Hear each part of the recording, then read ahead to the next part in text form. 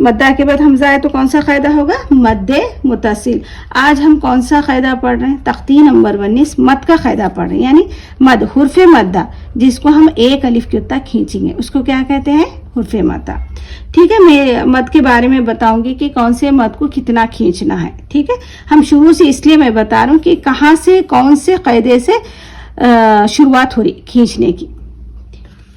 तो ये होगा, ये मद्दे मुत्तसिल है क्योंकि इसी वर्ड में हुर्फे मद्दा के बाद हमजारा, तो कौन सा कायदा बना? ये मद्दे मुत्तसिल। नाम याद रखें आप लोग, चाहे तो आप समझ के भी पढ़ सकते हैं, ऐसा कुछ भी नहीं है। ठीक है, देखें यहाँ पर दूसरा क्या है? 3 कायदे हैं। मद के कितने कायदे हैं? 3 कायदे हैं, 3 अलग अलग पार्ट्स हैं इसके।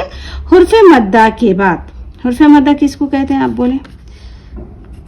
अलिफ या वो, ये क्या है? ये 3 क्या है? हुर्फे मद्दा है। तो अलिफ से पहले क्या आना है आपको? जबर। या से पहले क्या आना है? बोलना है आपको खुद से जेर। वो से पहले पेश। ठीक है, मैं गैप भी नहीं दे रही हूँ, तो ज़रूर कमेंट्स में लिखें आप अगर हो सके तो।